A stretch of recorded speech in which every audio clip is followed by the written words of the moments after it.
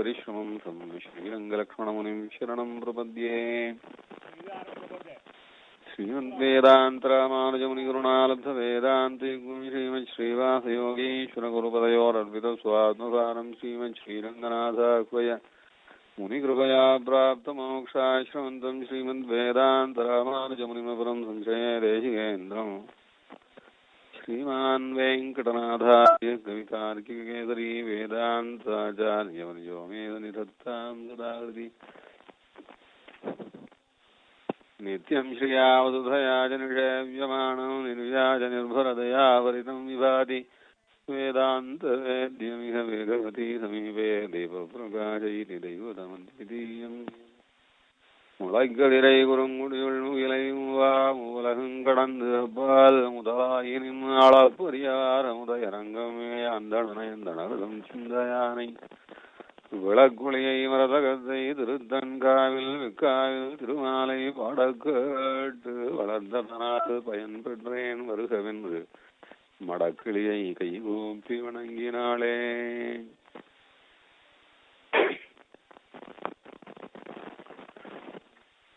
சர்வேஸ்வரனே, நமக்கு பல உபகாரங்கள் தொடர்ந்து செய்து வந்து கொண்டிருப்பதிலே அத்தியாச்சரியமான பரமோபகாரம் சுவாமி நிகமாந்தேசிகனாக திருவவதரித்து பிரபத்தி சம்பிரதாயத்தை நடத்தி கொடுத்தது. அப்படி பிரபத்தி சம்பிரதாயத்தை ரட்சிச்சு கொடுத்து அதற்காக பல கிரந்தங்களையும் சாதிச்சிருக்கார். அதுல சரணாகதி தீபிகை அனுசந்திச்சுட்டு வரோம்.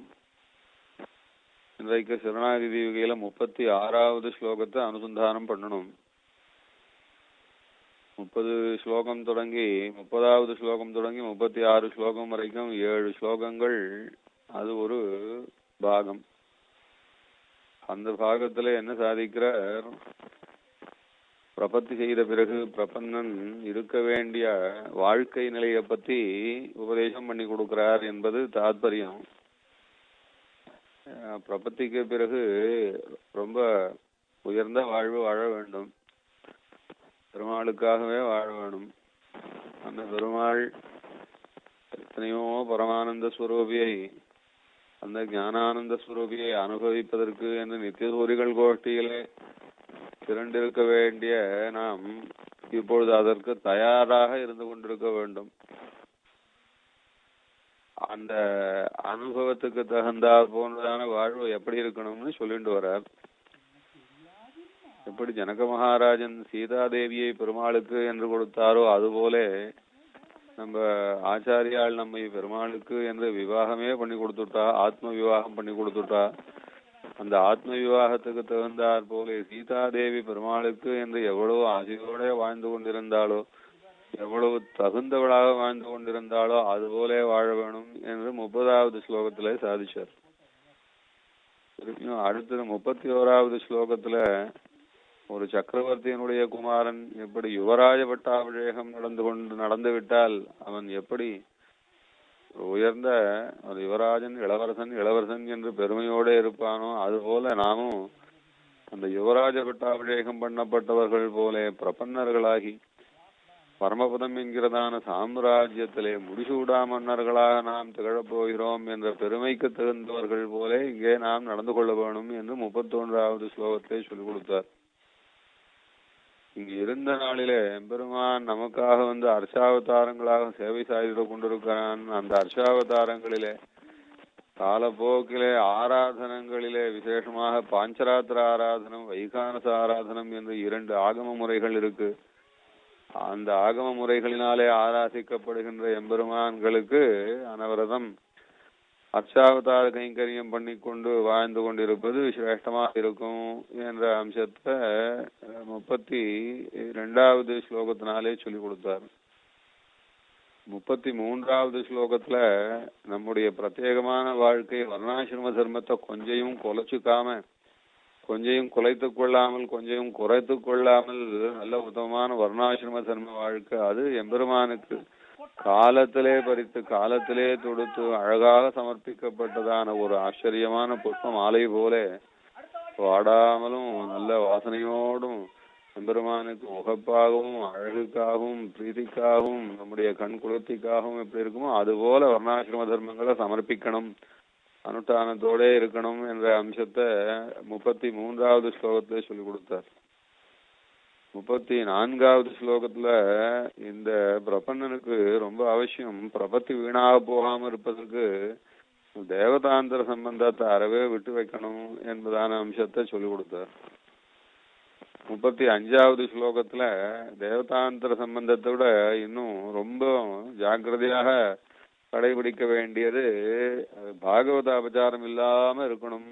இது ரொம்ப அவசியம் பிரபந்தனுக்கு. உத்தரகிருத்தியத்துல பாகவதால இடத்துல அபச்சாரப்பட்டால் பெருமாள் பிரபந்தனை கூட மன்னிக்கிறது இல்லை, விட்டு தள்ளிப்படுறாரு என்று அந்த அம்சத்தினாலே கொஞ்சம் ஜாக்கிரதையா பாகவத அபச்சாரம் இல்லாம இருக்கணும்னு சொல்லி கொடுத்தாரு என்று இப்படி 6 ஸ்லோகங்களினாலே முக்கியமான அம்சங்களை சொல்லி கொடுத்து இப்ப 7வது ஸ்லோகத்தினால இன்னும் விசேஷாம்சத்தை சொல்லி கொடுத்து இந்த பிரபன்னன் பிரபத்திக்கு பிறகு வாழ்நாளில எந்த மாதிரியா வாழணும்ன்றத முடிச்சு கொடுக்குறாரு இப்ப உபதேசத்தை.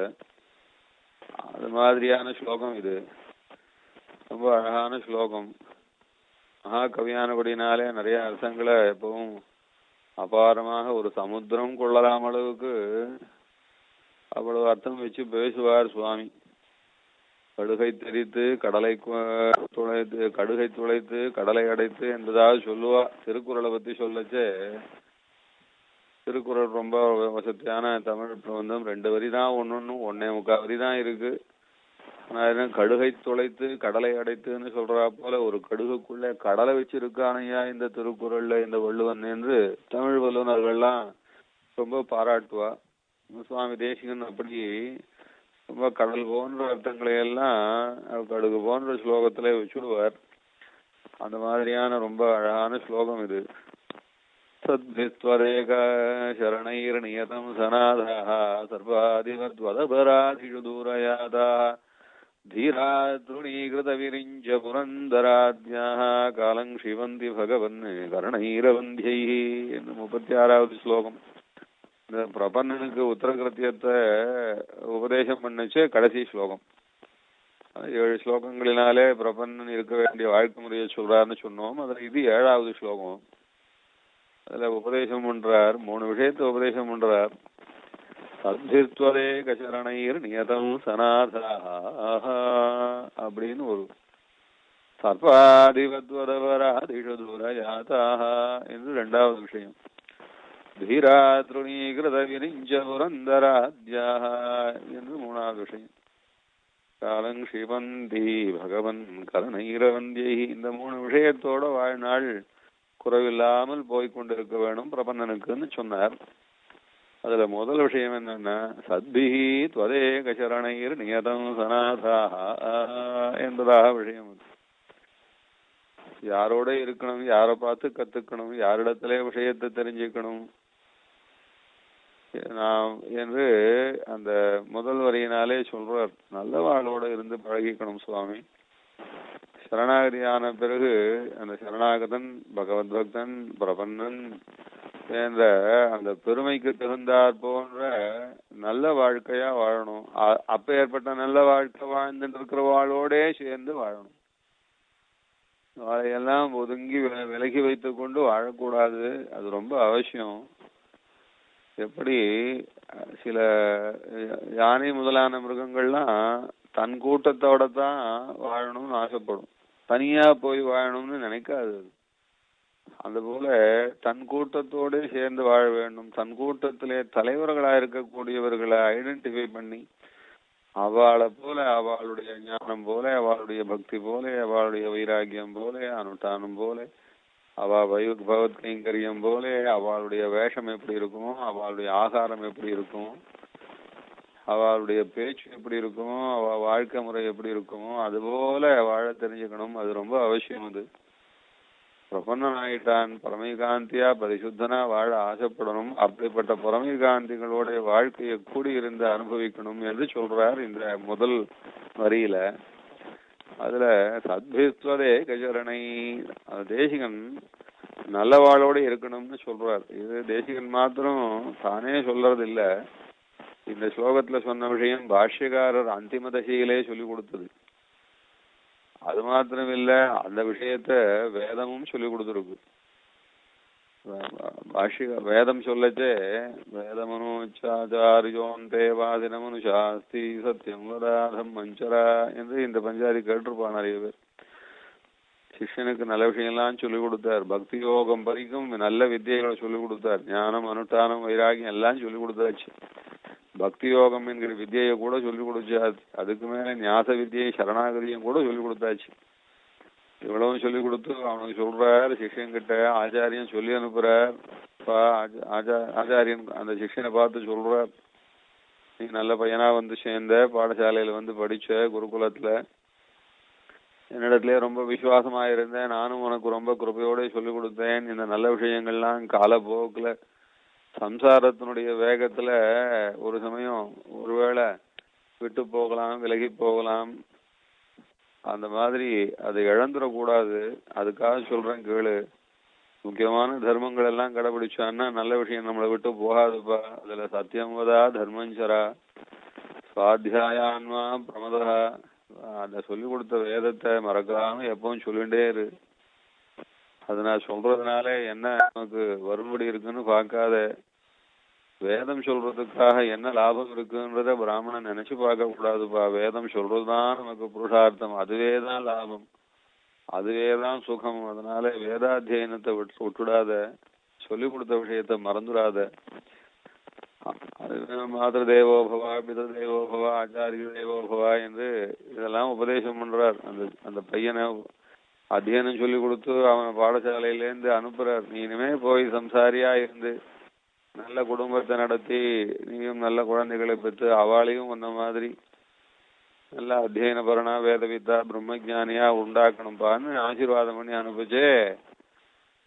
முக்கியமா சொல்றார், ஏ தத்ர பிராமணா ரிஷினா யுக்தா யுக்தா அலூக்ஷா தர்ம காமாஸ்யு யதா தே தத்ர வர்த்தேரன் ததா தத்ர வர்த்தேதா. எங்க இருக்கணும், யார் பக்கத்துல இருக்கணும், யார் ஆண்டி இருக்கணும்னு சொல்றேன். அலூக்ஷா தர்ம காமாஸ்யு, அப்படி நல்ல வைராக்கியத்தோட இருப்பா, தர்மானுஷ்டானம் பண்ணணும்னு ஆசைப்படுவா, சிஷ்டாளா இருப்பா, நல்ல பரமகாந்திகளா இருக்காளே, அவ இருக்கிற இடத்துல போய் வசி. அவ பரிசரத்திலேயே அவளை பார்த்து அவ கண் பார்வையில ஜீவி. அதுதான் உனக்கு க்ஷேமம். அவளை விட்டு போய் அவ கண் பார்வை இல்லாத ஒரு இடத்துல போய் இருந்துடாதப்பா, அது உனக்கு க்ஷேமம் இல்லை. உன் நன்மைக்காக ஒண்ணு சொல்றேன். எந்த சமயத்திலையும் ஒரு தர்மத்தை அனுஷ்டிக்கச்சே சந்தேகம் வரலாம், இது தர்மம் தானா, இந்த தர்மம் இப்படி அனுஷ்டிக்கலாமா அப்படி அனுஷ்டிக்கலாமா என்று சந்தேகம் வரும். எந்த சத் விஷயத்துல சந்தேகம் வந்தாலும் அவகிட்ட கேட்டு தெரிஞ்சுக்கோ. ஆச்சாரியனா இருக்கிற நான் எல்லா சமயத்திலும் நீ சம்சாரத்துல இருக்கிற ஒவ்வொரு இடத்துக்கும் என்னால வந்து உனக்கு நல்ல விஷயங்களை எடுத்து காட்டின்னு இருக்க முடியாது. பெருமாள் ஆச்சாரியனா இருந்து உனக்கு நல்ல விஷயத்த காட்டினா போலே பெரியவாளாகவும் அங்கங்கே சேவை சாதிச்சு அவ மூலமா நல்ல விஷயத்த சொல்லி கொடுப்பார். அதை கடைபிடிச்சுன்னு நல்ல பையனா நன்னா இருப்பான்னு ஆசீர்வாதம் பண்ணி அனுப்புறார். அதுதான் இங்கேயும் பாஷ்யக்காரரும் அதான் சொன்னார். பிரபன்னனுடைய உத்தர கிருத்தியம் இருக்கும்படி சொல்லச்சே ஒரு 5 கட்டளையை சொன்னார்னு எல்லாரும் சொல்லுவா. ஸ்ரீபாஷ்யத்தை வாசித்து பிரவர்த்திப்பித்தல் அதுக்கு யோகியதை இல்லையாகில், அருள் செயலை கேட்டு பிரவர்த்திப்பித்தல் அதுக்கு யோகியதை இல்லையாகில்,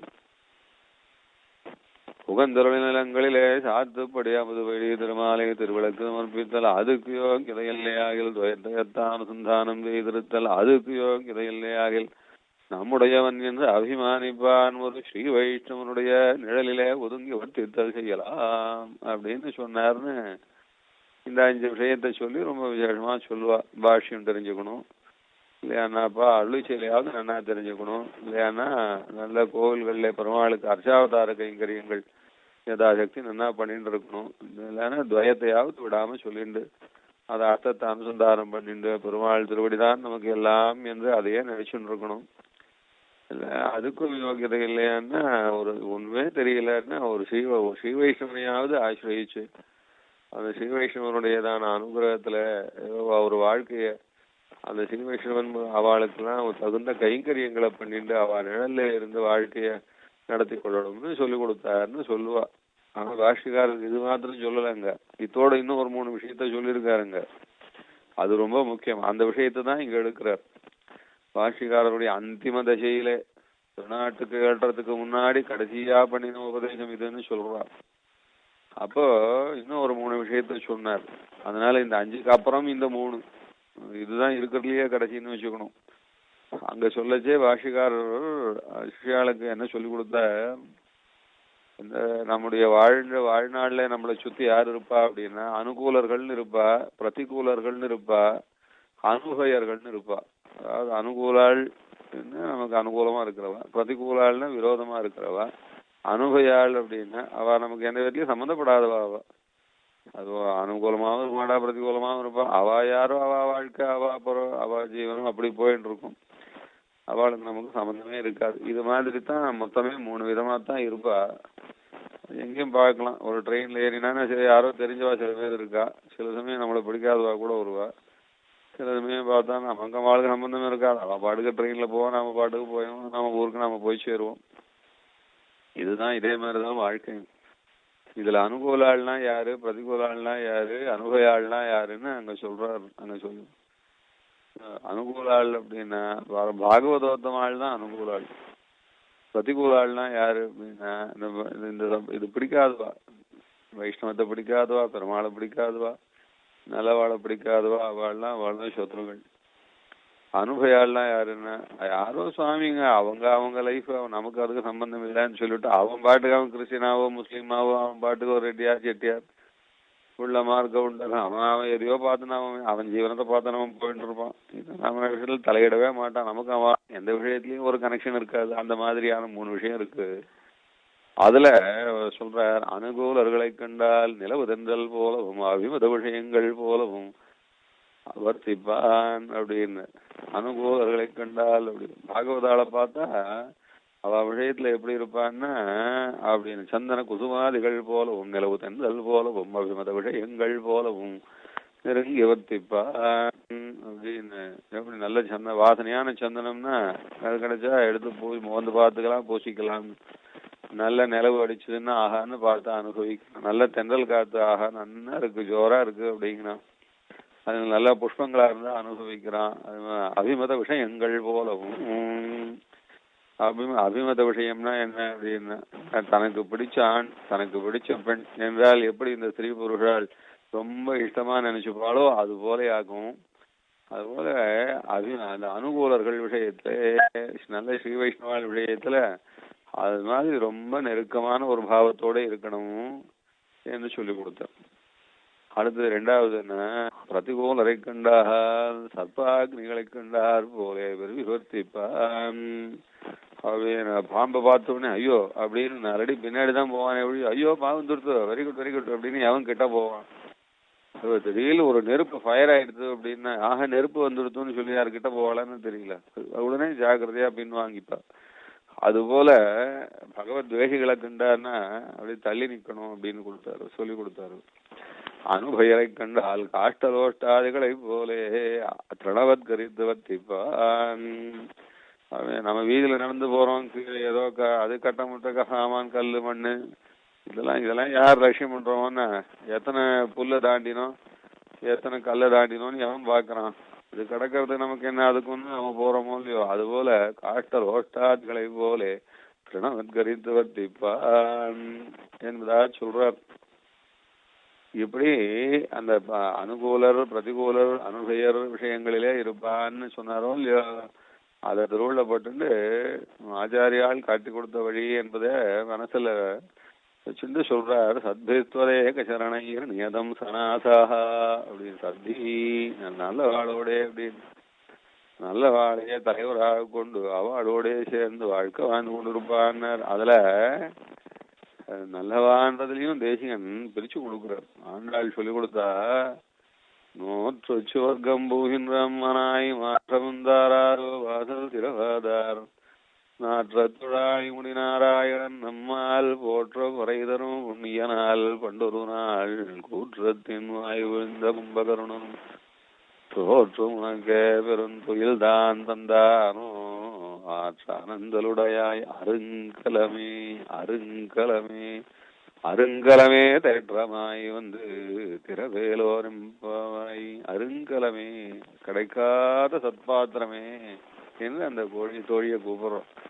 சொன்ன மாதிரி ஒரு நல்ல சத்பாத்திரம் கிடைப்பாளா, நீ அல்லவோ எங்களுக்கு வசந்த சத்பாத்திரம்னு. அந்த அருங்கலமேன்னு சத்பாத்திரம் அர்த்தம். கிடைக்காத சத்பாத்திரம். அதே சத்பாத்திரத்தை தான் இங்க சுவாமி தேசிகன் சாதிக்கிற சத்பிகி துவதேக சரணைகி நியதம் சனாதான். அது மாதிரி நல்ல வாழோட சேர்ந்துக்கணும்னு. நல்ல வாழோட சேர்ந்துக்கிறதுனா யாருன்னா, நல்ல வாழ்லயே 5 விதம் இருக்கா. அந்த 5 விதத்துல நாம் எப்படி அவளோட ஜாக்கிரதையா பழகிக்கணும் என்று சாதிக்கிறார் சுவாமி. அது மாதிரி சாதிக்கச்சே ஒரு அழகான கிளாசிபிகேஷன் கொடுத்து சொல்றார் அவர். சில பேருக்கு ஞானம் இருக்கும், சில பேருக்கு வைராக்கியம் பிரதானமா இருக்கும், சில பேருக்கு அனுஷ்டானம் பிரதானமா இருக்கும், சில பேருக்கு பக்தி பிரதானமா இருக்கும். இப்போ சில பேர் ஞானம், நல்ல ஞானம், நிறைய ஸ்ரீகோஷங்கள் வாசிப்பா, நிறைய விஷயம் தெரிஞ்சு வச்சுருப்பா, அவருடைய செயலாம் ஆச்சரியமான வியாக்கியானம் சொல்லுவா, ஸ்ரீபாஷ்யம்னா கரகண்டிருப்பா, எல்லாம் வேதாத்தியனமும் பூர்ணமா இருக்கும், சாஸ்திரங்கள்லாம் எல்லாத்தையும் அப்படியே போல போலான்னு கொட்டக்கூடியவாளா இருப்பா, எல்லாம் இருக்கும் சுவாமி அப்படின்னு. அப்பேற்பட்டவாளுக்கு அந்த ஞானம் சம்பாதிக்கிறதுல ஒரு ருச்சி, ஞானத்தை பிரவச்சனம் பண்றதுல ஒரு ருச்சி இருக்கும். ஆனா இருந்தாலும் உள்ளுக்குள்ள வைராக்கியம் இருக்காது. கொஞ்சம் பணத்தாசை இருக்கும், பணத்தாசை இருக்கும். ஏதாவது பெண்ணுகள் அப்படின்னா அவளோட கலகலான்னு பேசிட்டு இருப்பா. அது மாதிரியான சில பாவங்கள்லாம் இருக்கும். தேசியம் சாதிக்கிற ஞான மாத்திரம் ரொம்ப விசேஷமா இருக்கிறவா இடத்துல மரியாதையா நடந்துக்கணும். அதுக்கு மேல ரொம்ப அவகிட்ட வச்சுக்க கூடாதுன்றார். சத்கார யோகியர் என்பதாக சொல்றார் அவர். சத்கார யோகியர் அப்படின்னா அவகிட்ட மரியாதையா இருக்கணும்.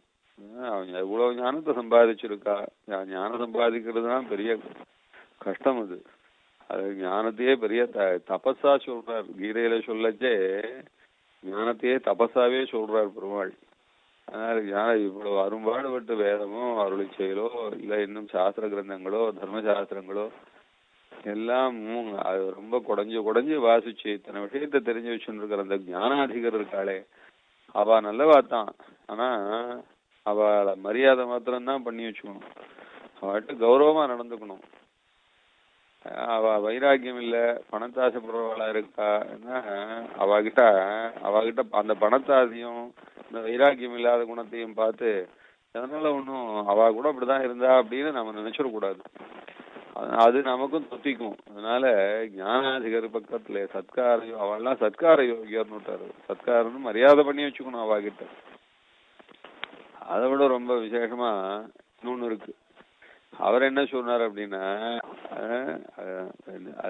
சத்கார யோகியர் அப்படின்னு அது நிர்வேத யோகியர், சககாரி யோகியர், பீதி யோகியர், பிரீத்தி யோகியர் அப்படின்னு அதை பிரிச்சு கொடுக்க. அதுல ரொம்ப முக்கியமா சொல்ற சத்கார யோகியர் அப்படின்னு சொன்னா மரியாதை பண்ணப்பட வேண்டியவான்னு அர்த்தம். அதே போல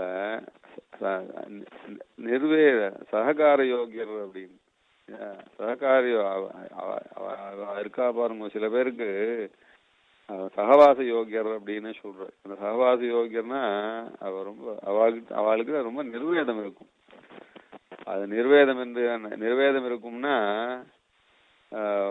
இந்த சம்சாரத்துல ஏந்தான் அகப்பட்டுண்டோமோ, இந்த சம்சாரத்தை விடணுமே, ஏந்தான் ஒவ்வொரு வஸ்துவில ஆசைப்படுறோமோ, சர்வேஸ்வரனெல்லாம் ஆசைப்பட வேண்டிய விஷயம் என்று அந்த பகவத் விஷயத்துல ரொம்ப நிர்வேதத்தோட இருப்பா அவ. அதாவது நிர்வேதம்னா வருத்தத்தை சொல்றது. அஹோமே மகதீயாதா போயசி ஜன்மசந்ததி, எத்தனை ஜென்மங்கள் வீணடிச்சுட்டேன், எத்தனை ஜென்மங்கள் பிறந்தேன், எத்தனை விலங்கா பிறந்தேன், எத்தனை மரமா பிறந்தேன், எம்பெருமானை இழந்துட்டனே, இந்த ஜென்மமாவது நன்னா கிடைச்சிருக்கேன், எம்பெருமானை இழக்க கூடாது என்று அந்த வைராகிய பிரதானர்களா இருப்பாவ. அந்த வைராகிய பிரதானம் இருக்காக பாருங்க. அந்த வைராகிய பிரதானால் ரொம்ப முக்கியம். இந்த வைராக்கியம் இல்லாததுனால தான் வாழ்க்கையில சம்சாரம் ரொம்ப சிக்கல் எடுத்து போகுது. நமக்கு அந்த காலத்துல கரண்ட் கூட இல்லாம இருந்தது. அப்ப கரண்ட் வந்த உடனே கரண்ட் வந்துடுத்து அந்த மாதத்துல ஒரு எலக்ட்ரிக் லேம்பாவது போட்டுண்டா வெளிச்சமா இருக்குமே அப்படின்னு முதல்ல ஆசைப்பட்டா. அப்புறம் அதுக்கப்புறம் ஃபேன் வந்தது. ஃபேன் வந்ததாக எவ்வளவு நாள் கையாலேயே விசிறிக்கிறது, ஃபேனையாவது போட்டுண்டா அது பாட்டுக்கு அதை சுத்திட்டு இருந்தா நம்ம பாட்டுக்கு நம்ம வேலையை பார்க்கலாமே தூங்கலாமேன்னு நினைச்சா. அப்புறம் ஃபேன் வந்தது. ஃபேன் வந்ததுக்கு அப்புறம் ரேடியோ வந்தது. கச்சேரிக்கெல்லாம் போய் போய் கேட்க வேண்டியிருக்கு, ஆத்துலயே கச்சேரி வைக்கிறான் எவ்வளவு நல்லா இருக்கு அப்படின்னு சொல்லிட்டு ரேடியோ அவசியம் வாங்கணும்னா ரேடியோ வாங்கின உடனே டிவி வந்தது. டிவி ரொம்ப நல்லா இருக்கு, படங்கள்லாம் நல்ல விஷயங்கள்லாம், பெருமாளை கூட காட்டுறான் சுவாமி அப்படின்னு சொல்லிட்டு என்னைக்கோ ஒரு நாள் பெருமாளை பார்க்கறதுக்கு எல்லாம் கண்டதெல்லாம் காட்டுறதெல்லாம் பார்க்கறதுக்கு வாங்கி வச்சுனுட்டா. டிவி வாங்கினேன். இது நடுவில் தலிகைக்கு மிக்சி வேணும், அரைக்க முடியல மிக்சி வேணும்னா கிரைண்டர் வேணும், அதை வாங்கி வச்சுட்டா. இது முடிஞ்ச உடனே ஏசி வேணும் அப்படின்னு சொல்லிட்டு ஏசி ஒரே குளிர் வெப்பமா இருக்க போகுது, துணி துவைக்கிறதுக்கு வாஷிங் மிஷின் வேணும் அப்படின்னு வாஷிங் மிஷின் வேணும். இது தலிகை பண்றதுக்கு இப்பெல்லாம் நான் ஓவனா வாங்கி வச்சுருந்தா, எலக்ட்ரிக் ஓவன் வாங்கி இது அப்படியே வாங்கி வச்சுட்டா. இப்படியே ஒன்னொன்னா வாங்கி வச்சுட்டு இப்போ ஒருத்தர் வாங்குறத பார்த்து இன்னொருத்தர் வாங்கினா, ஒருத்தர் வாங்குறத பார்த்து இன்னொருத்தர் வாங்கினா, ஒருத்தர் வாங்குறத பார்த்து இன்னொருத்தர் வாங்கினா. இப்ப என்ன ஆச்சுன்னா அவளை பார்த்து சாமான் வேணும்னு சாமான சேர்த்துக்கணும், இன்னும் நிறைய சேர்த்துக்கணும், எல்லாம் வேணும். இந்த அயன் பாக்ஸ் வேணும், அது வேணும், கம்ப்யூட்டர் வேணும், லேப்டாப் வேணும், டெலிபோன் வேணும், இன்னும் ஒன்றும் இத்தனை இவ்வளவு எலக்ட்ரிக்கல் சாமான் இத்தனையும் ஒண்ணுமே இல்லாம ஒரு 50 வருஷம் முன்னாடி பெரியவாளி எத்தனை அவனும் நன்னா தான் பரிபூர்ணமா தான் ஜீவிச்சுட்டு போனான். அத்தனையும் இல்லாம ஒண்ணு கூட இல்லாம இப்ப ஒண்ணுமே இல்லாம இருக்க முடியுதா? எல்லாம் தேவையா இருக்கு. தண்ணி ஜலத்துக்கு மோட்டர் தேவையா இருக்கு, தலிகை பண்றதுக்கு கரண்ட் தேவையா இருக்கு, ஒவ்வொரு க்ஷணமும் கரண்ட் தேவையா இருக்கு. கரண்ட்னாலே வந்து அதாவது ஒரு திருஷ்டாந்தத்துக்கு தான் சொல்றேன். இதெல்லாம் இல்லாம இன்னைக்கு யாராலையும் இருக்க முடியலன்றது உண்மைதான். ஆனா இதை சேகரிக்கிறதுக்காக உடனே இன்னும் ஓட வேண்டியிருக்கு. இதை ஓடினா சம்பாதிக்க வேண்டியிருக்கு. சம்பாதிச்சு இந்த பணத்தெல்லாம் யாரு கொடுக்க வேண்டியிருக்கு அப்படின்னா யாரோ அப்ராமணாள் இதெல்லாம் பண்ணிட்டு இருக்கு, அவளுக்கெல்லாம் கொடுக்க வேண்டியிருக்கு. அந்த காலத்துல சம்பாதிச்சவா இல்லாம இதோ பிராமணன் வேதாதேன்னு சொல்றான், அவனுக்கு நாம கொடுக்கணும் அப்படின்னு நினைச்சிட்டது போக பிராமணன் இப்ப என்ன பண்ணிட்டான்னா இந்த மாதிரி சாமான்கள்லாம் வேண்டி இருக்கு, இதெல்லாம் அப்ராமணன் தான் அதெல்லாம் பண்ணிட்டு இருக்கான், அவனுக்கு நாம கொடுக்கணும்னு கடைசியில அப்ராமணன் சம்பாதிச்சு பிராமணனுக்கு தானம் பண்ணி அவனும் சௌக்கியமா இருந்து பிராமணனும் சௌக்கியமா இருந்து யாரும் எந்த எதிர்பார்ப்பும் இல்லாம இருந்தது மாறி போய் பிராமணாளி இப்போ அவனோட ஓடி போய் அவன் சம்பாதிக்கிற மாதிரி சம்பாதிச்சு அவனோடயே கலந்து அவங்ககிட்ட சம்பாதிச்சுட்டு வாங்கிட்டு வந்து திருப்பியும் அபிராமணனுக்கு எல்லாத்துக்கும் இறைச்சாதான் இந்த சாமான்கள்லாம் ஆத்துக்கு வருது. ஒருவேளை பொழுது தள்ள முடியுது. அதான் சொன்னார் தேசிகன், வேணும் வேணும் வேணும் வேணும்னு ஒவ்வொரு சாமான சேர்த்துக்கிறவாளோட சேர்ந்து வாழ ஆரம்பிச்சா அப்போ நமக்கும் அதெல்லாம் வேணும் வேணும் வேணும் வேணும் வேணும் வேணும்னு எல்லாத்தையும் தான் சேர்த்துக்க வேண்டியிருக்கு. அதான் சொன்னார். அதனால இது வேண்டாமே என்று அந்த வைராக்கியத்தோடு இருக்கக்கூடிய நிர்வேதம் இருக்கு பாருங்க இல்லையா, நிர்வேதம் வைராக்கியம் ரெண்டும் வெவ்வேறு. நிர்வேதத்தோட இருக்கவா இருக்காளே அவ ரெண்டுத்தையும் கலந்து பேசிட்டேன், அதை கொஞ்சம் பிரிச்சுக்கணும். நிர்வேதம் இருக்கு, ஐயோ ஏன் தான் பகவானை விட்டோமோ அப்படின்னு நினைக்கிறவா இருக்கா, அவ சல்லாப யோகியர் அப்படின்னு சொன்னார். அடுத்ததுதான் சகவாச யோகியர். இப்ப நான் சொன்னது வைராக்கிய மாத்திர பிரதானர் அப்படின்னா சகவாச யோகியரை சொன்னார். சல்லாப யோகியர்னா நிர்வேதம் உடையவான்னு அவளை பிரிச்சு கொடுத்தார். நிர்வேதம் உடையவான்னா வருத்தம், சர்வேஸ்வரன் பரமானந்த மூர்த்தியாச்சே அவனை இழந்துட்டோமே, உன்னீரிஞாலம் உடைத்தையும் முகில்வண்ணனே என்னாள் நீ தந்த ஆக்க என் வழி உழல்றேன் என்னாள் நோய்வி அவனைகளை வேறவாய்ந்து என்னாடி யான் உன்னை இனி வந்து கூடுவனே கூட்டும் இடியன்னு கூடுங்கோலோ.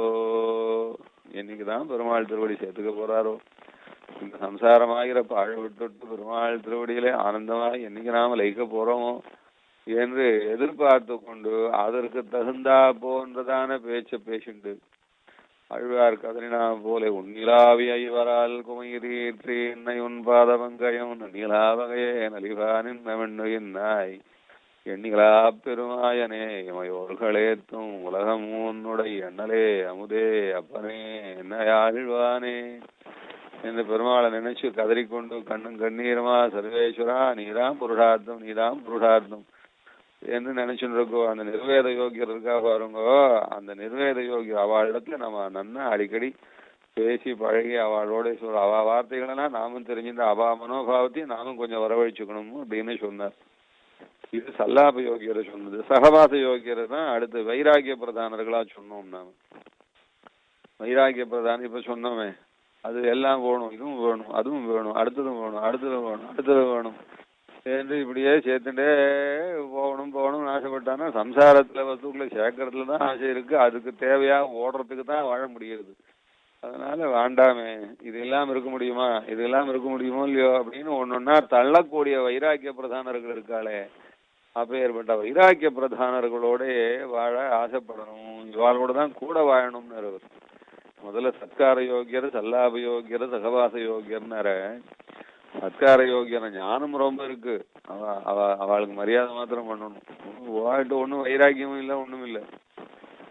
அடுத்து சல்லாப யோகியர் அப்படின்னு அவள்கிட்ட தான் பேசணும். அவ என்னமா பேசுறா, அந்த பகவானை நினைச்சு ஐயோ இன்னும் தெய்வம் அகதையாதா உயர்த்தி ஜென்மசந்ததி, ஏன் தான் நாள் ஒன்னொன்னும் விடா போறதோ, என் பெருமாளிடத்துல ஆசை இல்லையே, எந்த பெருமாளிடத்துல ஆசை இல்லையே என்று சொல்லி அது மாதிரி அந்த லோகத்துல இருக்கிறதுக்கே நிர்வேதப்படுறவா, பெருமாள் திருவடி கிடைக்காதான்னு நினைச்சுட்டு இருக்கிறவா, அந்த அவளோட பேசி பழகிக்கணும்னு. அடுத்து சகவாச யோகியரை சொன்னார். இவாளோட தான் கூட இருக்கணும். அவ எப்படி எல்லாத்தையும் ஒன்னொன்னா விட்டுட்டு இருக்க தெரிஞ்சுட்டு இருக்கா, அது இல்லாம இருக்கிறாளே, இது இல்லாம இருக்காளே, பெரிய ஒன்னு அந்தஸ்து வேண்டாம் பரவாயில்ல வேண்டான்னு இருக்காளே, பெரிய ஐஸ்வர்யம் வேண்டான்னு இருக்காளே பரவாயில்லையே என்று ஒதுங்கி ஒதுங்கி வாழ தெரிஞ்ச அவளோட நாமும் வாழ்ந்துக்கணும் அப்படின்னு. இதை விட அடுத்தது ஒண்ணு சொன்னார், பீதி யோகியர்னு ஒண்ணு சொன்னார் விஷயம். இந்த அனுஷ்டானத்தோட இருக்க ஆச்சாரத்தோட இருக்காங்கள அவகிட்ட கொஞ்சம் பயத்தோட இருக்கணும்னு. இதுன்னா அனுஷ்டானம்ன்றது பெரிய தபசு, ஆச்சாரம்ன்றது பெரிய தபசு. இந்த தபசு தான் ஞானம் கூட சம்பாதிச்சுடலாம், அனுஷ்டானம் வராது. அதனால வைராக்கியம் கூட சம்பாதிச்சுடலாம், ஆச்சாரம் வராது. வைராக்கியம் சம்பாதிச்சுடலாம், சினிமா போறதில்லை சுவாமி, ஒரு நயா பைசாக்கு ஆசைப்படுறதில்லை சுவாமி அப்படின்லாம் இருப்பா. ஆனா இருந்தாலும் ஆச்சாரம் வராது அவளுக்கு. அதனால ஆச்சாரம் அனுஷ்டானம்ன்றது பெரிய தபஸ் அது. அதனால அப்ப ஏற்பட்டவா கிட்ட பயந்துட்டு இருக்கணும்னு. அவகிட்ட எதுக்கு பயப்படுறதுன்னா, இந்த ஆச்சாரம் அனுஷ்டானத்தோட இருக்கிறவா தபசு பண்றவாளா இருக்கா, தபசுகள் இடத்துல அபச்சாரப்படக்கூடாது. அபச்சாரப்பட்டான்னா அவ கொஞ்சம் நம்மள ஐயோ இவன் இப்படி இருக்கானே, இவன் நம்மள ஐயோ நம்மளை கஷ்டப்படுத்துறானேன்னு நினைச்சுட்டாலே அதுவே நமக்கு பெரிய கஷ்டமாயிடும். அதனால சொன்ன இந்த அனுஷ்டானத்தோட தபஸ் பண்ணக்கூடியவா ஆச்சார அனுஷ்டானங்கள் விஷயத்துல நல்ல தீவிரமா இருக்கிறவா கிட்ட கொஞ்சம் பயந்துண்டு அவ மடியா இருந்தான்னா நம்மளும் கொஞ்சம் அவள் மடிக்கு தகுந்த மாதிரிதான் நாம இருக்கணும். இல்லைன்னா அவளை போய் நாம கொடுத்துடக்கூடாது. அதனால பீதி யோகியர் அப்படின்னு. இதை விட பிரீத்தி யோகியர்னு ஒருத்தர் சொன்னது. இவாதான் இருக்கிறதுலயே டாப் அப்படின்னு. என்னென்ன ஞானம் அனுஷ்டானம் வைராகியம் ஆச்சாரம் எல்லாம் இருக்கட்டும், எல்லாத்த விட இந்த பிரீத்தி பகவத் விஷயத்துல அழிமழை கண்ணா நுனி கைகரவேன்னு சொல்றா போல அப்படியே சர்வேஸ்வரன் நினைச்சா கண்ணுல ஜலம் வந்துடும். ஜெகத்காரனும் இல்லையா, அகிலேய பிரத்யநீகன் இல்லையா, கல்யாணிகதானன் இல்லையா, சேதரவஸ்து விலட்சண ஞானானந்த ஸ்வரூபன் இல்லையா, பரபிரம்மபூதன் இல்லையா, புருஷோத்தமன் இல்லையா, சர்வகாரணன் இல்லையா, பரம தயாளு இல்லையா, என் அப்பன் இல்லையா, எனக்கு அந்தராத்மா இல்லையா, என் பிராணபூதனாச்சு அப்படின்னு சர்வேஸ்வரன் அப்படி ஸ்மரிக்கிற மாத்திரத்துல கண்ணுல அப்படியே ஜலம் வந்ததுன்னா அந்த ஜலத்துக்கு ஈடானது இந்த பிரபஞ்சத்துல தேவாமிர்தம் கூட கிடையாது. அப்ப ஏற்பட்ட அந்த பகவத் விஷயத்துல நினைச்ச மாத்திர அப்படியே உருகி கண்ணீர் விடக்கூடிய வாழ் விஷயத்துல தான் பேரானந்தத்தோட ரொம்ப பிரீதியோட பரம பிரீதியோட இருக்கணும்னு சுவாமி. இவாள பிரீத்தி யோகியர்னு. ஆக மகான்கள்லயும் 4 விதமா பிரிச்சார். ஒருத்தர் சத்கார யோகியர், நல்ல மரியாதை பண்ணலாம், நிறைய சம்பாவனை பண்ணலாம். ஒருத்தர் அந்த சல்லாப யோகியர் அப்படின்னு அவகிட்டதான் நிறைய பேசி பழகிக்கணும். அவ யாருன்னா ரொம்ப நிர்வேதப்படுறவா, வருத்தப்படுறவா, பகவான் தான் ஓணும் சம்சாரம் இருக்கு, பகவான் தான் ஓணும் சம்சாரம் இருக்கு அப்படின்னு நினைக்கிறவா. இந்த வைராகிய பிரதானரா இருக்கக்கூடியவா இருக்க அவதான் சகவாச யோகியர். அவகிட்டதான் கூட இருந்து அவளோட தான் நம்ம வாழ்க்கைய அவளை மாதிரி வாழறதுக்கு நாமளும் பிராக்டிஸ் பண்ணிக்கணும். வைராகியத்தோட இருக்கிறவா கிட்ட, நல்ல அனுஷ்டானத்தோட இருக்கிறவா கிட்ட ஜாக்கிரதையா அவகிட்ட பயந்து இருக்கணும். அவளை கொடுத்துடாம அவகிட்டேருந்து நல்ல விஷயங்களை மாத்திரம் தெரிஞ்சுக்கணும். நம்மளால முடிஞ்ச வரைக்கும் அனுஷ்டிக்கணும். அதனால அனுஷ்டானம்ன்றதான தபஸ் உடையவா கிட்ட பயத்தோடு இருக்கணும். ஞானம் இல்லாம கூட போகலாம், அவளுக்கு ஞானம் இல்லாம கூட போகலாம், வைராக்கியம் கூட இல்லாம போகலாம். ஆனா இருந்தாலும் அனுஷ்டானத்தோடு இருக்குவான்னா, ஐயோ நல்லா அனுஷ்டானத்தோடு இருக்குவா, அதனால நாமும் ஜாக்கிரதையா அவாகிட்ட அவமரியாதைப்படக்கூடாது அப்படின்னு. யாருக்கிட்டயும் அவமரியாதைப்படக்கூடாதுதான், இவாகிட்ட அதிகப்படியா. அதுல இன்னும் ரொம்ப டாப், ரொம்ப விசேஷமானவன் அவ யார் சுவாமின்னா, இதான் ஆஹ்லாத சீதநேத்ராம்பு புலகீகிருத காத்திரவான். பகவத் விஷயம்னா ஒரு உடம்புல ஒரு வேகம், அப்படியே உடம்பெல்லாம் புல்லரிச்சு போறது. திருவுக்கும் திருவாகிய செல்வா தெய்வத்து கரசே செய்ய கண்ணா உருவ செஞ்சுடராழி வல்லானே உலகுண்ட உருவா திருமாறுவா சிவப்பதேன்னு சொல்லச்சேவே அப்படியே உடம்புலாம் உலகாங்கியம் அடைந்த கண்ணிலே சொட்டு ஜலம் வந்ததுன்னா அப்ப ஏற்பட்டவா தான் சுவாமி நமக்கு எல்லாத்துக்கும் உத்தேசியமானவா. நம்ம பிரியமெல்லாம் அவ விஷயத்துல இருக்கணும். அவங்க சொல்ற மகான்களிடத்துல 5 விதமா பிரிவு இருக்கலாம். ஆனா ஒவ்வொருத்தர் இடத்துலயும் நாம் நடந்து கொள்ள வேண்டிய விஷயம் இருக்கு. இதுல அந்த வைராக்கியத்தோட இருக்கவா அவளோட அதே போல பகவான் நெஞ்செல்லாம் நீராய் போகக்கூடியவா. அப்பேற்பட்ட மகான்களோட சேர்ந்து வாழ்ந்து அவளை தலைவர்களாக கொண்டு அந்த தலைவர்களிடத்திலே தொண்டனாய் அந்த தலைவர்கள் நமக்கு வழி நடத்த அந்த வழியிலே நடக்கக்கூடியதான வாழ்வா இருக்கணும் என்பது முதல் அம்சம். இதுதான் சத்பித்வதேக சரண ஈரணியதம் சநாதா அப்படின்னு. பகவானே கதி எல்லாத்துக்கும் சேர்ந்து இருக்கக்கூடிய இப்ப ஏற்பட்ட நானானுட்டான வைராகிய சீலர்களான ரொம்ப பக்தாளா இருக்கக்கூடிய பகவத் கைங்கரியத்துல ஈடுபட்டு எப்பவும் அதையே வசத்தையா நினைச்சு ஜீவிச்சுட்டு இருக்கிறவா வாழ்ந்துட்டு இருக்கவா அவளோட இருக்கணும் என்றது பரம தாத்பரியம். அடுத்தது ரெண்டாவது விஷயம் சொல்றேன். சர்பாதிபத்வதபராதிஷு தூரயாரா அப்படின்னு. பகவத் துவேஷிகளை பார்த்தான்னா எவ்வளவு தள்ளி இருக்க முடியுமோ. பாம்பை கண்டான்னா பாம்பு கிட்ட போய் பாம்பேன்னு எடுத்து யார் கட்டிப்பா? பாம்பை பார்த்த மாத்திரத்துல துணுக்கும் தள்ளி விட போனாலோ தள்ளி போயிட மாட்டாளோ அது மாதிரியாக்கும் தள்ளி போகணும் அப்படின்னாரு. பகவத் துவேஷிகளை கண்டா தள்ளி போயிடணும் அப்படின்னு. பதபராதிஷு தூர யாத்தா பகவான் இடத்துல அபச்சாரப்படுறவான்னா வேண்டாம் சுவாமி, அவ அந்த மாதிரியான வேறு மனுஷால் வாடமே வேண்டாம் அப்படின்னாரு. அது பெருமாள் கீதையில சொன்னார். இந்த வேறு மனுஷான்னா யாருன்னு சொல்றாருங்க. நமாம் துஷ்கிருதினோ மூடாக பிரபத்யந்தே நராதமாக மாயையா பகுதஜானா ஆசுரம்பாவமாஸ்ரிதா. 4 பேரை பிரிச்சு கொடுக்குறார். இப்போ வேண்டிய வாழ்ல 4 பேரை பிரிச்சு கொடுத்தாரோ இல்லையா தேசிகன், அதே போல வேண்டாத வாழ 4 பேர் என்னன்னு இது பெருமாள் பிரிச்சு கொடுக்குறாருங்க. எப்படி? நமாம் துஷ்கிருதினோ மூடாக பிரபத்யந்தே நராதமாக மாயையா பகுதஜானாக ஆசுரம்பாவமாஸ்ரிதாக அப்படின்னு. சரி, பாவின்றவன் 4 விதண்டான்னு இருக்காங்க. யார் அப்படின்னா மூடாக நராதமாக மாயையா பகுதஜானாக ஆசுரம்பாவமாஸ்ரிதாக. மூடாக முட்டாள் பசங்கன்னு ஒருத்தர் பிரிச்சு. அப்புறம் 2வது நராதமன் அப்படின்னு பிறந்துலயே மகா கீழ்த்தரமானவன்டா அப்படின்னு. மாயையா பிரகிருதஜானா அப்படின்னு. மாயையா அப்படின்னு ஏதோ கர்மவசம் மாய அவளை அடியோடும் அஜ்ஞானி ஆக்கி விட்டுடுத்து. ஆசுரம் பாவமாஸ்ரிதா அசுர பிரகிருதமா அசுரன் மாதிரி இருப்பான்டா. இந்த 4 பேரும் எனக்கு வேண்டாம் தள்ளி விட்டுட்டு வருவார். பெருமாளுக்கு வேண்டாதவாளா அப்படின்னு அவன் பண்ண பாவம் அவன் தள்ளி நிக்கிறான்டா. என்னோட பண்றது? அவன் என்ன பண்ண முடியும்? அவன் அவ்வளவுதான். க்ஷிபாமி அஜோசரம் அசுபானி ஆசுரேஷ்வே யோனிஷ். அவன் கர்மா அவன் அனுபவிச்சுதான் ஆகணும்னு சொல்லிட்டு அவன் வழியை விட்டுருவான். அவன் என்கிட்ட வரமாட்டா, என்கிட்ட சரணாகதி பண்ண மாட்டான்னு அவர். அதுல பெருமாள் கிட்ட சரணாகதி பண்ணாதவா யார் அப்படின்னா இந்த 4 பேர்னு காட்டுறாருங்க. அப்ப ஏற்பட்டவா தான் இங்க தேசியம் சாதிக்கிறார். இவளம் தள்ளு, இவாகிட்ட வேண்டாம், நமக்கு ஒரு சகாசமும் இவாகிட்ட வேண்டான்னு. அதுல மூடாகன்னா யாரு, நராசமாகனா யாரு, மாயாபகிருதஞானா யாரு, ஆசுரம் பாவமாசிரிதாகனா யாரு? இது பாஷிகார் வியாக்கியானம் ஆச்சரியமா பண்றது. சுவாமி தேசிகனும் தாத்பரிய சந்திரிகளும் என்ன பண்றாரு. அதுல மூடாக அப்படின்னு முட்டாள் பசங்கன்னா யாரு தெரியுமோ இல்லையோ அப்படின்னு. எல்லாம் தான், எல்லாம் தன் சௌக்கியம்தான். தனக்கு மேல ஒரு தெய்வம்னு நினைப்பே கிடையாது. தான் என்ன இருக்கணும், எனக்கு மேல எவன் இருக்கான் அப்படின்னு கேள்வி கேட்டுண்டு எல்லாம் தான் சம்பாதிக்கணும், தான் நல்லா விடணும், தான் சந்தோஷப்படணும், அவ்வளவுதான். இதேதான், அதுக்கு மேல வாழ்க்கை வேற மரணமே இருக்காது. அப்படி இருக்கான் பார், அவன் தானே முட்டாள் பையன் அப்படின்னு. மூடாக தான் தன் வாழ்வு, தன் சம்பாத்தியம், தன் சந்தோஷம், இதே பிரதானமா ஜீவிச்சுட்டு இருக்கான் பாரு. அவன் என்கிட்ட வந்து வரமாட்டான்டா. அவனுக்கு லோகாந்தரத்தை பத்தி தெரியாது, தர்மங்களை பத்தி தெரியாது, ஒன்றும் தெரியாது. இப்ப ஏற்பட்டவா இவாளோட நாம சகவாசம் வச்சுருந்தா நமக்கு அதே மாதிரிதான் தோணும். அவன் மொத்தம் நன்னா இல்லையா, நாம ஏன் இப்படி சினிமா பெருமாள்றோம், அனுஷ்டானம்ன்றோம், ஆச்சாரம்ன்றோம், ரொம்ப நியமத்தோட இருக்கும்.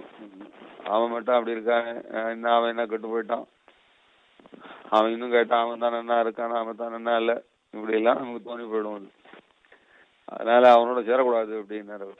நராதமா அப்படின்னு. அடுத்தது இன்னொத்த யார் சுவாமி அப்படின்னு. நராதவன் அடுத்தவன். முதல்ல மூடார், அடுத்தது நராதவன். நராதவன்னா யார் அப்படின்னா சொல்ற தெரிஞ்சிருக்கு. ஆனா இருந்தாலும் பகவத் விஷயத்துல ஈடுபடும்படியான ஒரு கொடுப்பனையே இல்லை அவனுக்கு. பகவத் விஷயத்துக்கு வரக்கூடிய ஒரு இதுவே இல்லை அவனுக்கு. பகவான் இருக்கார், அவர் பாட்டுக்கார அவர் இருக்கார், நம்ம பாட்டுக்கு நம்ம கொண்டு போயிட்டு இருப்போம், அவ்வளவுதான். தெரியுது எல்லாம் கோபுரமா எல்லாம் விசேஷமானவர்னா தெரியுது. ஆனா இருந்தாலும் அவர் பாட்டுக்கு இருக்கார், நம்ம பாட்டுக்கு இருக்கோம் அப்படின்னு சொல்லி அதோட ஒன்றும் ஈடுபாடே இருக்காது. அது நல்ல திவ்ய தேசங்கள்லயே இருப்பா, அதுவும் இத்தனை மதத்தாள்லாம் அப்படித்தான். நல்ல திவ்ய தேசங்கள்லாம் இருப்பா, என்னமோ அவளுக்கு கொடுப்பனை இல்லை சுவாமி, அவ்வளவுதான். தெய்வம்னு ஒண்ணு இருக்குன்னு தெரியுது, ஆனா இருந்தாலும் கொடுப்பனை இல்லை, அந்த மாதிரி போவா. அவளெல்லாம் நராதவன் அப்படி. என்னடா பிறந்து என்னடா லாபம், அது தெய்வம் இருக்குன்னு ஸ்மரணமே இல்லாம இருக்கட்டும், தெய்வம் பாட்டுக்கு தெய்வம் இருக்கட்டும், நாம் பாட்டுக்கு நாம இருக்கலாம் அப்படின்னு போயிட்டு இருந்தா என்னடா பிரயோஜனம் இதுன்னு. அடுத்தது மாயையா பகிருத ஜானா அப்படின்னு இன்னொருத்தர் இருக்கான். எப்படின்னா அது பாஷிகார் அழகா சொன்னார். என்ன ராமன் என்ன பெரிய ராமன் மனுஷனா, பெருமாளா அவன் கல்யாணம் பண்ணினா பொண்டாட்டி காப்பாத்த தெரியல, அப்புறம் விட்டுட்டு குரங்கு கூட்டத்தெல்லாம் சேர்த்துட்டான். இவன் என்னமோ தெய்வம்ன்றான். என்ன இந்த பாப்பானுக்கெல்லாம் புத்தியே கிடையாது. இப்படி கூட்டயுக்திபிகி விரோதினிபிகி மாம் துஷ்யந்தா. கூட்டயுக்திபிகி அப்படி என்னென்னமோ ஆர்கியூமெண்ட் எல்லாம் பண்ணுவான். அதை கேட்டு ஆமா சபாஷ் சபாஷ் அப்படின்னு 60,000 வருஷம் கழிச்சு அந்த அம்மாவுக்கு அஸ்வமேத யாகம் பண்ணி குழந்தை பிறந்துதான். அது தசரத மகாராஜா 60,000 வருஷம் குழந்தை பெற்றுக்க தெரியாது. அவருக்கு ஒரு பையன் பிறந்தானா, அஸ்வமேத யாகம் பண்ணி பிறந்தானா. அந்த பிள்ளைய போய் இவெல்லாம் எதுவும் பெரிய அஸ்வமேத யாகம் பண்ணா எல்லாருக்கும் யாகம் பண்ணா குழந்தை பிறக்கிறதா அப்படின்னு டாக்டர் கிட்ட போனா குழந்தை பிறக்கிறது. அதை விட்டுட்டு அஸ்வமேத யாகம் பண்ணாலும் குழந்தை பிறந்துடாங்க. குழந்தைக்கு ராமன்னு பேர் வச்சோ தெய்வம்னு இவங்கெல்லாம் சொல்லிட்டு இருக்கானுங்க. அவன் பார்த்தானா ஏதோ பொண்டாட்டி இல்லையே, பொண்டாட்டி காணாம போயிட்டான்னு ஒரே அழுதன் கிடந்தாரான் 1 வருஷம் பூரா. இப்படி எல்லாம் பேசுவான். கண்ணனை பத்தி பேசிச்சோம் இதே மாதிரி பேசுவா, எல்லாம் கண்டபடி பேசுவா. இப்படி பேசி பேசி பரதத்துவம் எவ்வளவு சுலபனா வந்தானே. அதான் ஆழ்வார் சொன்னார், 10 அடியவர் கிளியவன் பிறர்களுக்கு அறிய வித்தகன். 10 அடியவர் கிளியவன் பிறர்களுக்கு அறிய வித்தகன். பகவத் விஷயத்துல 6000 உள்ளாந்தாரிச்ச எந்த காரணத்தினாலே பக்தர்கள் ஆஹா உன்னுடைய சௌலபியம் இந்த பிரகாரம் ஆயிற்று, பிரானே உன்னுடைய சௌலபியம் இவ்வளவு இறங்கி வர வேணுமோ என்று அவள்லாம் மோகிச்சு போவாளோ அதே விஷயத்த அவன் சொல்லுவான். ஏன்னா இவன்லாம் இதெல்லாம் ஒரு தெய்வம் ஆயாது, இப்படி எல்லாம் அல்லாடித்தியா, அது போய் ஒரு தெய்வம் ஆயான்னு கேட்பான். எந்த கல்யாண குணங்களினாலே பக்தர்கள் பகவானிடத்திலே சௌலபியம் என்று மோகித்து போவாளோ அதே கல்யாண குணங்களை தூஷிச்சு பேசி அது ஒரு தெய்வமா அப்படின்னு விலகி போவாளாம். அப்ப ஏற்பட்டவா இருக்காளேவா மாயையா பகிருத ஜானா அப்படின்னு. ஆசுரம் பாவமா ஸ்ருதாக 4வது பிரகிருதியே சொல்றார் அவர். நன்னா தெரியுது, பாரத தேசத்துல நிறைய பேருக்கு நன்னா தெரிஞ்சிருக்கு. விஷ்ணுதான் பரதத்துவம், இதிகாச புராணங்கள்ல சர்வேஸ்வரன் ராமனைத்தான் சொல்றது, கண்ணனைத்தான் சொல்றது, வேற எந்த தெய்வத்தையும் பரதத்துவமா எல்லாம் சொல்லவே இல்லை இதிகாச புராணங்கள்ல. அப்படிலாம் ரிஷிகள்லாம் கொண்டாடி இருக்கா. தன்னை மறந்து 1000 காலம் தபஸ் பண்ணக்கூடியவர்கள்லாம் எல்லாம் கடந்து நிக்கிற தத்துவமானவன், அப்பேற்பட்ட பரதத்துவமானவன், பரபிரம்மம் சாட்சாத்து இப்படி ராமனாய் கண்ணனாய் வந்து பாரத தேசத்திலே சஞ்சாரம் பண்ணி இந்த பாரத பூமியை பரம பவித்திர பூமியாக்கி தன்னுடைய சேஷ்டிதங்களினாலே மகான்களை எல்லாம் மகிழ்வித்து லோகத்தை எல்லாம் மயங்க வைத்து ஆனந்தப்படுத்தி பவித்திரமாக்கி கொண்டு எல்லாரும் வாழ்வதற்காக வந்து பிறந்தானே அப்படின்னு இங்க ராமனையும் கண்ணனையும் கொண்டாடினா நன்னா தெரியுது. பாரத பூமியில தெய்வம்னா ராமன் கண்ணன் தான் தெரியுது. ஆனா இருந்தாலும் ஏதோ ஒரு துவேஷம். அது எப்படி? ஏதோ ஒரு துவேஷம். அது பாவம் பண்ணது. அந்த துவேஷத்தினால தூக்கி அடிக்கிறா. அதெல்லாம் எல்லாம் இந்த வைதிக மதமே ரொம்ப தப்பு. வைதிக மதமே தப்பு. வாங்கோ, ஜீவிக்கிறார், டீ விற்கிறார், அது விற்கிறார், இதை விற்கிறார், வாங்கோ இங்க வந்து சேருங்கோ அப்படின்னு சொல்லி ஏதா ஜனங்கள் எல்லாம் கூப்பிட்டு ஏமாத்தி இப்படி எல்லாம் பண்றா பாருங்க. ஆசுரம் பாவமாஸ்ரிதா அப்படின்னு, ஆசுரம் பாவமாஸ்ரிதாக அசுர பிரகதி வாழ்க்கெல்லாம் பகவத் விஷயத்துல துவேஷம் தானே வந்துடுறது. இப்ப ஏற்பட்டவாள்லாம் இருக்காளேன்னு இவாளோட நமக்கு எத்தனை சகவாசம் இந்த காலத்திலே நடக்கிறது பாருங்க. அவ கிட்ட இருக்கிற அந்த மனோபாவமும் அவ இருக்கிற இதெல்லாம் நமக்கு ஒட்டிக்காம இருக்குமா? அதான் தேசியம் சாதிக்கிறார். நாம் ஏன் பிரபன்னாளா இருக்க வேண்டியவா, பிரபன்னாளா வசந்தவாளா இருக்க வேண்டியவா? நாம் எதுக்கு இப்ப ஏற்பட்டதான அழுக்கெல்லாம் எடுத்து உடம்பு பூரா பூசிக்கணும் வேண்டாமே? சத்வேத்வரேக சரணையில் நியதம் சனாதா சத்வாதிபத்வதபராதிஷு தூரஜாதாக. பாம்பை கண்டா தலைமையில வச்சு கொண்டாடுறவன் உண்டா சுவாமி? உடனே தள்ளி போக மாட்டானோ? இப்ப அதே போல இப்படி பகவத் விஷயத்துல அழுக்கு பிடிச்சவா இருக்கும். இவாள்லாம் நமக்கு எதுக்கு சுவாமி? வேண்டாமே. எதுக்கு இவாளோட சேர்ந்து நம்முடைய பிரபத்தியை கெடுத்துக்கணும்? நம்முடைய வசந்த தபஸ் இல்லையா பிரபத்தி தபஸ் எதுக்கு கெடுத்துக்கணும்? ஒதுக்கி வை. இவாள்லாம் எதுக்கும் வேண்டாம். இவாளோட எந்த சகவாசமும் வேண்டாம், எந்த சம்பாஷணமும் வேண்டாம் என்று அவளோட ஒதுக்கி வச்சுடணும் அப்படின்னாரு. ஸ்வரபராதிஷு தூரஜாதாக தீரா திருணீகிருத விரிஞ்ச புரந்தராத்யாக. எங்க அந்த தெய்வத்தை அவன் அவ்வளவு அமக்கலம் பண்றா, அப்படி பிரமாதமா பூஜை பண்றா. திடீர்னு பார்த்தான்னா ஐயப்பர் பூஜைன்னு பார்த்தா திடீர்னு இப்ப ஒரு 30 வருஷமா தமிழ்நாடே கலங்கிறது. அந்த மாதிரியான பூஜை. அதை பார்த்து ஆஹா பிரமாதமான தெய்வம்னு இவாளும் போய் விழறா. அது இதே மாதிரி மதங்கள் வேற மதங்கள் இருக்கு, அங்கேயும் போய் விழறா. இதை சொல்ற தீரா திருணீகிருத விரிஞ்ச புரந்தராத்யா அப்படின்னு. திருப்பார்கடல்ல ரிஷிகள் பெருமாளை சேவிச்சுருப்பான். ஸ்வேத தீபவாசிகள் ரொம்ப பரமபக்தாள், பரிசுத்தாள், சுத்தயாதிகள்னு பேரவாளுக்கு. சாட்சாத்தா சர்வேஸ்வரன் அவனுடைய அழகையும் அவனுடைய பெருமையும் சேவிச்சு கொடுப்பன, அவன் ஆராதிக்கக்கூடிய கொடுப்பன இருக்கிறவா. அப்படி அவ பெருமாளை சேவிச்சுன்னு இருக்குது, ஆராதனை இருக்குது. பிரம்மன் சிவன் அவள்லாம் கூட வருவா திருப்பாக்கடல்ல பெருமாளை சேவிக்கிறதுக்கு. இன்னும் பிரம்மன் சிவன் இந்திரன் எல்லா தெய்வத்துக்கும் அவ வருவாளாம். அவெல்லாம் வந்தான்னா அவ வந்தான்றத ரெக்கக்னைஸ் கூட பண்ண மாட்டாளாம் இவெல்லாம். கோவில்ல ஒரு பெரிய மனுஷன் வரான் அப்படின்னா கேட்கவா வேண்டாம். மகா வித்வான் வந்தான்னா அவளுக்கு அவ்வளவு மரியாதை இருக்காது. அதே யாரனா ஒரு பெரிய மனுஷன் வரான், பணக்காரன்லாம் இல்ல ஒரு அழகான சினிமா ஸ்டார் வரா, அதுவும் லேடி சினிமா ஸ்டார் வரான்னா கேட்கவா வேண்டாம். உடனே எல்லாரும் அவளையே பார்த்துட்டு இருப்பா. பெருமாளை கூட அப்படி ஓரக்கண்ணால கூட பார்க்க மாட்டான். சொல்ற க்ஷீராப்தியில பெருமாளை சேவிக்கிறது முனிவான அனுபவத்துல சுவாமி தேசிகன் வியாக்கியானத்துல சாதிக்கிற கொண்டல் வண்ணனை கோவலனாய் வெண்ணையுண்டவாயனின் உள்ளங்கவந்தானை அண்டர்கோரணியரங்கன்யன் அமுதினை கண்ட கண்கள் மற்றொன்றினை காணாவே என்று அந்த விஷயத்துக்கு வியாக்கியானம் பண்ணச்சு சுவாமி சாதிக்கிற. பிரம்மாதிகள்லாம் வருவா பெருமாளை சேவிக்கிறதுக்கு. அவ வந்தான்றத கண்ணெடுத்து கூட பார்க்க மாட்டா. பகவத் அனுபவத்திலே தெளித்து பெருமாளையே எல்லா வசதியாயும் நினைச்சுட்டு இருக்கிறவா. பிரம்மாதிகளை கூட ஒரு பொருட்டா திரும்பி பார்க்க மாட்டா, ஓரக்கண்ணால கூட பார்க்க மாட்டா.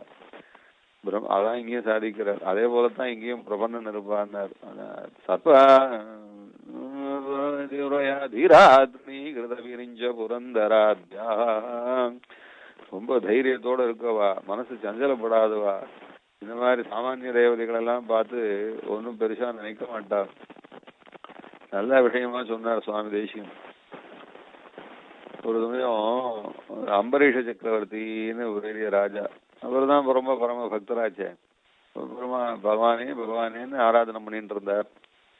ஒரு நாள் அந்த பக்கமா ஐராவதத்து மேல ஆச்சரியமா கையில வஜ்ராயுதத்தோட இந்திரன் அப்படி ஜம்முன்னு வந்தான். வெள்ளையான 4 தந்தம் எல்லாம் அமிர்தம்லாம் சாப்பிட்டு ரொம்ப கொழுன்னு பிரமாதமா இருக்கிறவனாச்சு, பெரிய தெய்வமாச்சு. எல்லாம் ஜொலிக்கிற சூரியன்லாம் அவன் காலில் விழுந்து கையை கூப்புவான். அந்த மாதிரி பெரிய தெய்வமா இருக்கிறவன், எல்லா தெய்வங்களுக்கும் மேலான தெய்வமா இருக்கிறவனாச்சு. அந்த இந்திரன் வந்தான். அவனுக்கு பார்த்தா அவன் பாட்டுக்கு அவன் வந்தான். வெறும் ஒன்றும் மதிக்கவே இல்லை இந்த அம்பரீஷ சக்கரவர்த்தி, திரும்பியே பார்க்கல. அவர் சொன்னார், இந்திரன் சொன்னா, என்ன சக்கரவர்த்தி வந்த கண்ணெடுத்து கூட பார்க்கலையே அப்படின்னா. ஆமாம்பா, எனக்கு உங்ககிட்ட ஒன்னும் பார்க்க வேண்டிய விஷயம் இல்லை, கேட்க வேண்டிய விஷயம் இல்லை, பேச வேண்டிய விஷயம் இல்லை, ஒண்ணும் இல்லை அப்படின்னு சொன்னேன். என்ன எப்படி சொல்லிட்ட, நான் எப்படி தேவாதிராஜனாச்சே, நான் எல்லாருக்கும் கேட்டது, என்னை பார்த்தா கேட்கறவாள் எனக்கு அது கொடு இது கொடுன்னு கேட்பா, நான் எல்லாருக்கும் கொடுப்பனே, எனக்கு எல்லாருக்கும் கொடுத்து கொடுத்து பெருமை இருக்கு, நீ ஒன்னும் கேட்க மாட்டேங்கிறிய, ஏதாவது கேடான உனக்கு தரேன் அப்படின்னாரு. அதுக்கு அவன் சொன்னார், எனக்கு ஒன்றும் வேண்டாம் சுவாமி, அந்நியம் கோவிந்தரம் சுக்கி அந்நியம் ஆமிபோ ஆராதையாமிபோ அப்படி. நான் கண்ணனை தான் சேவிப்பேன், எனக்கு கோவிந்தனை தவிர வேற தெய்வம் இல்லை, ஒரு பிரார்த்திக்க வேண்டிய விஷயம் இல்லை அப்படின்னு சொன்னான். உடனே அவன் சொன்னான், ஒண்ணு கூட கேட்க மாட்டியா அப்படின்னு. இல்லை ஒண்ணு கூட கேட்க மாட்டேன், எனக்கு வேண்டாம் அப்படின்னு. என்னை இவ்வளவு அலட்சியப்படுத்துற நீ, நானே வந்து கொடுக்குறேன்னு சொன்னேன். நான் தேவாதிராஜனாக்கும் சச்சிபதியாக்கும் வஜ்ரதரனாக்கும் ஐராவதத்து மேலே போறவனாக்கும் வேதங்கள்லாம் என்ன கொண்டாடுறது, இந்திர சோமம் பிவது க்ஷேம வஸ்துனா அப்படின்னு அப்படிதான் கொண்டாடுறது, என்ன மதிக்க மாட்டேங்கிறியா, இந்த வஜ்ராயுதத்தினால ஒரு போடு போட்டனா ஒண்ணு நீ என்ன ஆக தெரியுமா அப்படின்னு. அது அவ அம்பரீஷன் சொன்னா, சத்வம் பிரகரவாம் ஆவாமை வஜ்ரம் புரந்தரா நாகம் கோவிந்தம் ராதயாமிகோ. நான் என்ன உங்க கூட்டனா ஏன் கோவிச்சுக்கிறேன், நீ கோவிச்சுன்றதுனால உங்க பார்த்து கையை கூப்பி காலைல விழுவேன்னு நினைக்கிறீரா, இல்ல வஜ்ராயுதத்தினால அடிப்பேன்னு சொல்றதுனால நான் பயந்து போயிடுவேன்னு நினைக்கிறீரா, வஜ்ராயுதத்தினா அடிச்சுக்கிறதுனா நான் அடிச்சு போன்னுட்டு வருவேன், என்ன நீ அடிச்சா என் சரீரம் தாங்காது, நான் சித்து போயிடுவேன், போனா போய்க்கிறேன் நான். ஏதோ என் ஹிருதயம் பெருமாளையே நினைச்சுட்டு இருக்கு, உயிர் பெருமாள் கிட்ட போகணும்னு ஏதோ துடிச்சுட்டு இருக்கு, நீ போட்டேன்னா உடனே டக்குன்னு பெருமாள் கிட்ட போயிட போறது, ரொம்ப சௌரியமா போச்சு. நான் உடனே அது சிரிச்சான் அந்த அடாடாடா, என்ன பாரமீக காந்தியம், என்ன விஷ்ணு சக்தி, பெருமாள் நம்ம ஆத்மாவை நிச்சயம் ஸ்வீகரிப்பார்னு என்ன ஒரு உறுதி.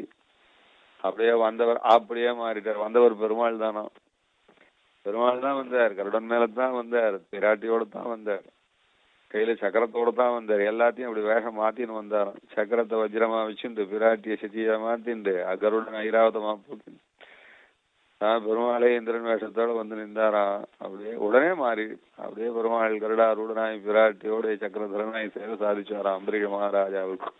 பெருமாள் அந்த அம்பரீஷ மகாராஜாவுடைய அந்த பாரமீக காந்தியம் பகவத் பக்தி, பெருமாளை தவிர வேற ஒன்னுத்தையும் ஆசைப்படாம, பெருமாள் இடத்துல தவிர வேற ஒருத்தர் இடத்துலயும் ஒன்னையும் கேட்க தெரியாம இருக்கக்கூடிய அந்த ஐகாந்திய பக்தியை பாராட்டினார்னு சொல்லுவான், அனுகிரகிச்சார்னு சொல்றான். தேசிகன் எடுக்கிறார் இந்த விஷயத்த.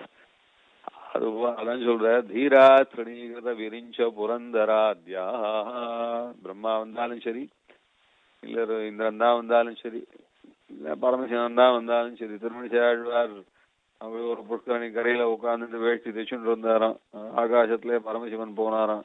சிவவாக்கியர் அப்படின்னு சொல்லி பெரிய பக்தரா இருந்தாரு, நம்ம பக்தரா இருந்தவர் இப்ப ஏதோ விஷ்ணு பக்தரா போயிட்டாரு, இருந்தாலும் நம்ம இடத்துல ரொம்ப விசுவாசமா இருந்தவராச்சே, அவருக்கு ஏதாவது நாம் ஒரு அனுகிரகம் பண்ணிட்டு போலாமேன்னு பார்வதி சொன்னாலாம். ஆகாசத்துல வருஷபாரூடனா போயிட்டு இருந்தாராம்.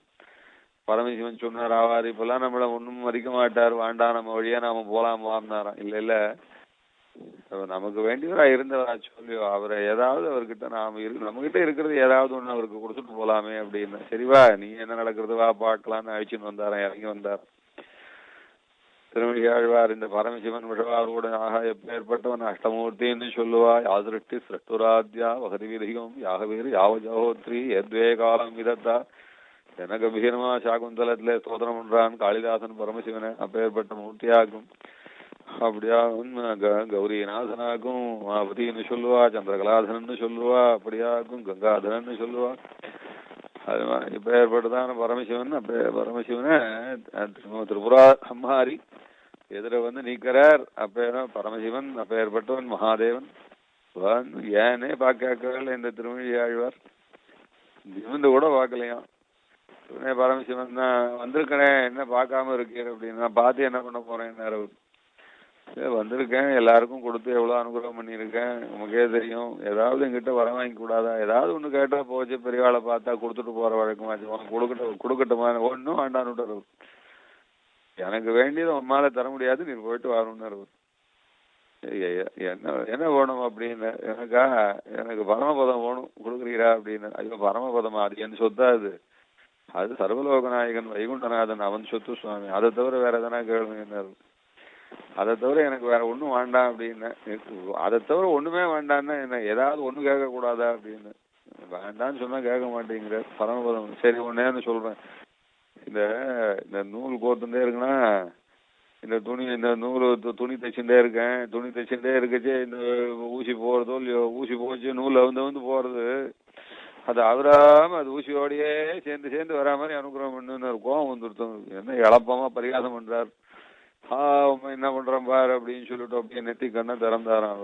அவர் அப்படியே அக்னியா கொட்டித்தான். பார்த்தா ஒண்ணுமே இல்லை, சௌக்கியமா இருந்த திருமிஷி ஆழ்வார் ஏற்கனவே அவர் சக்கரத்தாழ்வாருடைய அவதாரம் வேற. அதனால இவர் தன்னுடைய பிரபாவத்தை காட்டினார், அவ்வளவுதான். அப்படியே பரமசிவனுடைய அக்னியெல்லாம் அப்படியே தகிச்சு அணைஞ்சு போய் பரமசிவனுக்கே ஒரே தகிக்க ஆரம்பிச்சு கொடுத்தாங்க என்பதாக சொல்வா. அப்புறம் அவர் விட்டார். இவர் அப்பா சௌக்கியமா நல்ல காலம் போயிச்சான்னு போய் சேர்ந்தாராம் பரமசிவன். அது போல வைஷ்ணவாள்னா இன்னொரு தெய்வத்தினிடத்துல திருமிஷாழ்வார் ஒன்னும் சண்டைக்கு போல, வம்புக்கு போல. அவளே வந்து சண்டைக்கு போட்டு அவளே வம்புக்கு வந்து பரமசிவனே வந்து வா நெருப்ப கட்டுறேன், அத்தை கூட்டுறேன். என்ன அப்ப தான் யாருன்னு காட்டினாரோ இல்லையோ, அந்த சமயத்துல காட்டத்தான் தேவையா இருந்தது. தீரா திருணிங்கிறத விரிஞ்ச புரந்தர அத்தியாக.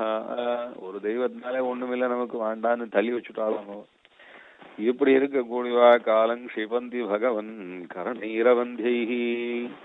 கையில ஒரு தோஷம் இருக்காது. கைக்கு என்ன தோஷம் அப்படின்னா, கைக்கு என்ன தோஷமா? பகவானை தவிர வேற உத்தரத்துல போய் கைய நீட்டி நீ கொடுக்க மாட்டியா அப்படின்னு கேட்டான்னா அதானே. அதான் தேசிகன் கேக்குற.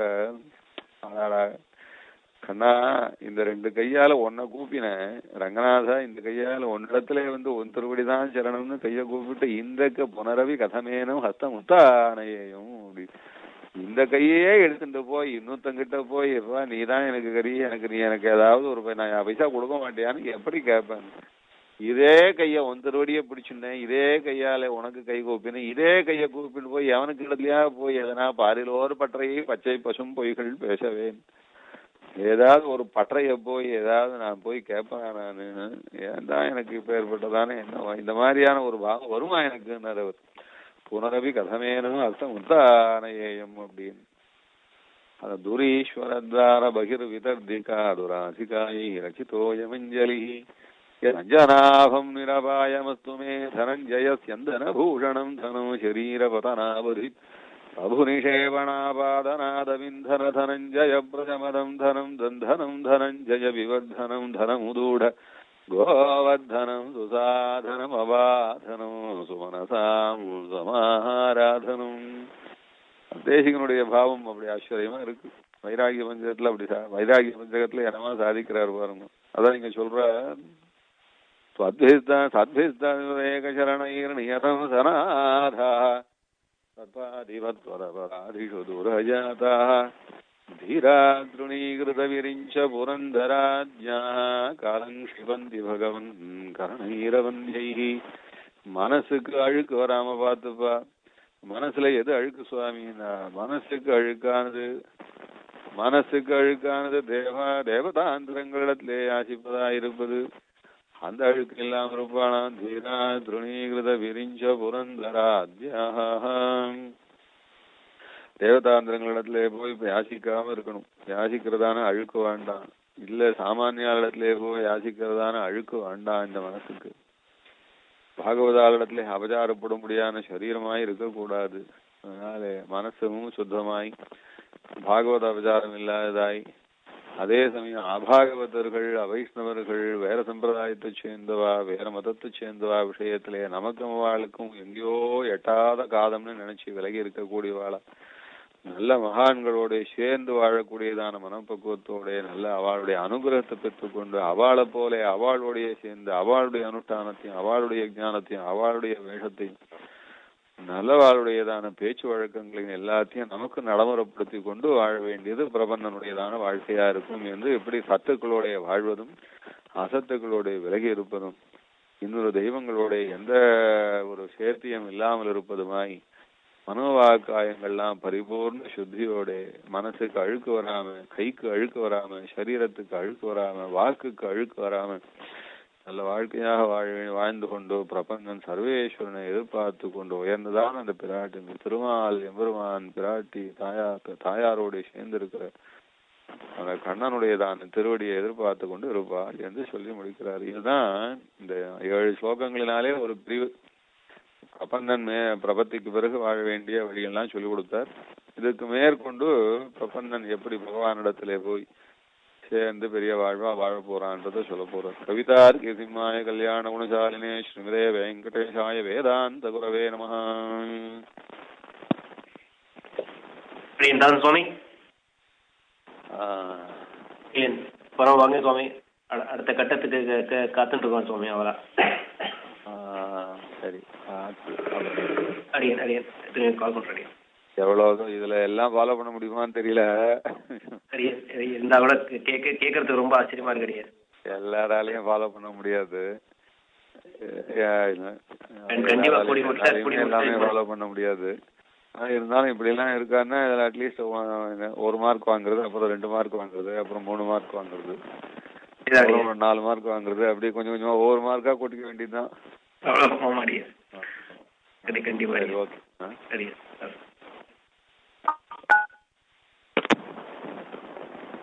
Your conference recording has stopped.